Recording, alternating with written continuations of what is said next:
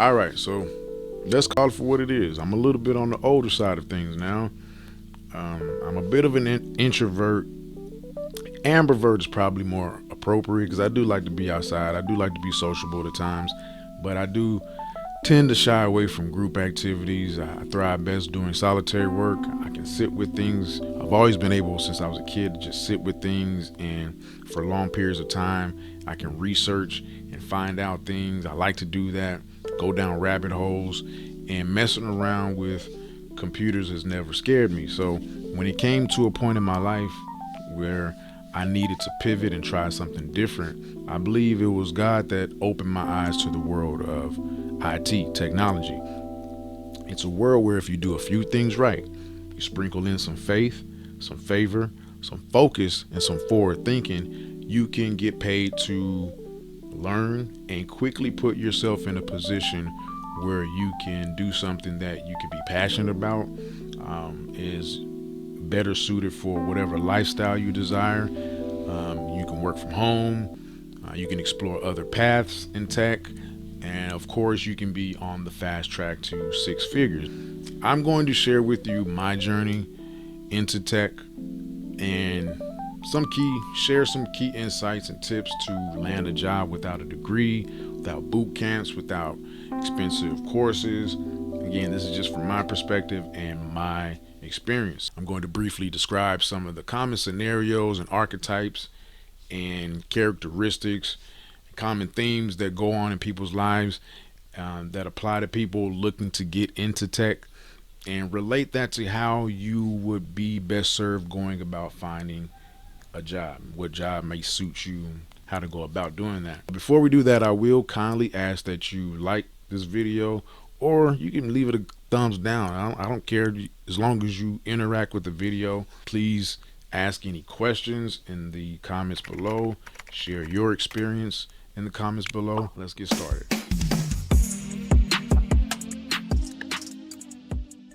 First thing you're going to do is, you know me, it's going to be related to mindset. Get real familiar with yourself. Consider your skills, your experience, your proclivities. I'm big on visualization, meditation, journaling, writing things down. You know, the things that are easy to overlook, the things that are easy to do are the things that are easy not to do. So I won't harp too much on that.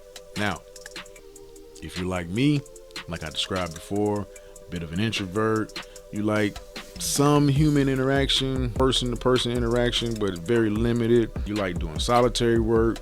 You can research things and find things out on your own. You know your way around a computer. But other than that, you don't know what specialization you want to go into, because remember, specialization is where the money's at. I don't know if I can say.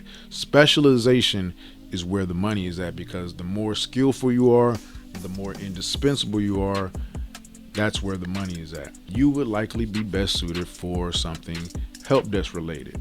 Now, just hear me out. I know that you'll find tons of discouraging information about working help desk, but remember, we're talking about getting a job relatively quickly with no degree, no real job experience. So help desk is where it's at. And so for those of you who don't know, help desk is going to be very nuanced to your particular company, but generally it is where you're doing some of the simplest tasks like resetting passwords, commissioning equipment, installing software, configuring networks, VPNs, troubleshooting printers, you name it. So again, to emphasize help desk, it will allow you to figure things out firsthand, what your interests are, and what you feel is best suited for you in tech as you go forward and progress in your career. Help desk can help set the stage and be one of the best career paths, direct paths to being things like a network engineer. They make good money. If that interests you, you can get into systems admin or systems engineer, working with Azure, Active Directory, cloud engineer, cyber systems engineer. Any of these career paths are very feasible progressions because they're a lot like help desk in nature, just more specialized and definitely more challenging, but generally in essence it's the same, because help desk prepares you for doing things like taking ownership of tickets, working with clients to gather information, do research, test some certain things, and utilize the support of a team. But then also, as I stated before, being able to figure things out on your own and come to an efficient solution. Now, you can also parlay help desk just getting into tech. Yeah, I can't emphasize enough. Just get in the world of tech, and then everything else will open up to you. You can parlay that into being an account executive for a tech company. That's kind of what I've taken interest in because you still get to utilize your tech skills, but it's more of an entrepreneur bent if you want to take ownership of these accounts and build relationships with companies and be able to gain more customers, upsell existing clients, all that type. So if you have more of a business mind, sales mind, entrepreneur mind, then you could parlay into being an account executive, account engineer, whatever the case may be. And I've seen firsthand, I don't all the way agree with this because loyalty and integrity mean a lot to me, but it's a reality. I've seen other companies that are clients that we service actually recruit away talent from our MSP or from other MSPs to go work with them. So, that's a reality for you. Now, saying all that, on the other hand, if you're someone who has a bit more clarity as to what career path they want to choose, it's likely you're a hobbyist. Perhaps you've done some projects and you have some things to show for it. Then you need to package that up correctly so that you can showcase it. Again, get your resume together for ATS and then start applying for those positions that you have an interest in. You can try to go the certification route and whatever it is that interests you, and they help. But remember, a few key things about certifications is they give you a structured path for learning, which is important for some people. They help you pass the keyword search when recruiters are scanning resumes. So mention that again. With ATS, that's very important. And then they give the hiring manager a barometer of what you should know, and that tells them that you're able to complete a task. You have some smarts about you. If you can pass a certification, then that shows you have some type of initiative and some type of brain capacity, right? So basically, they do give you a boost, but nothing beats experience in IT, and that's why I will repeat.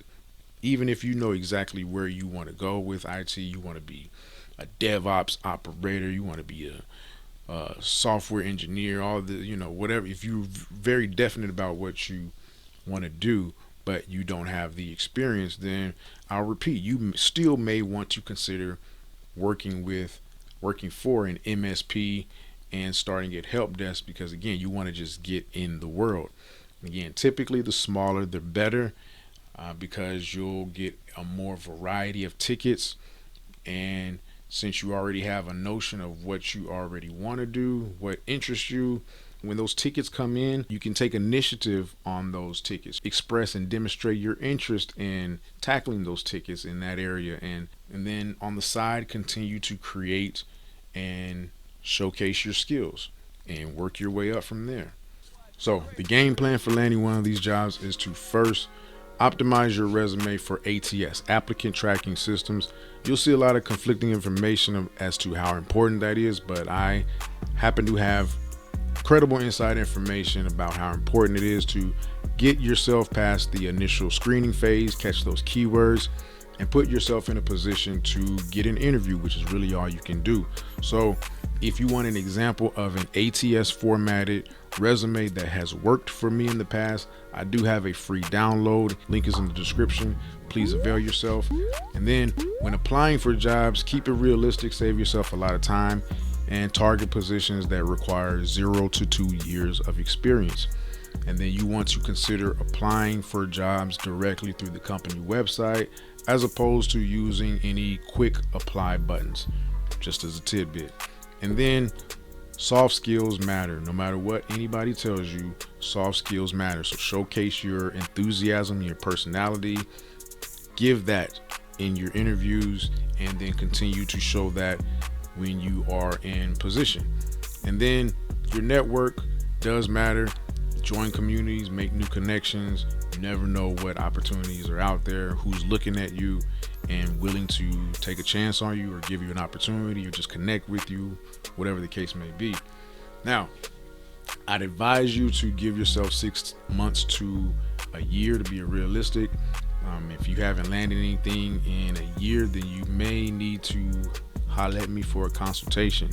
From the time I set my mind to land a job, a tech job, to the time I did was less than 90 days. It was a blessing, but I think I did a few things right.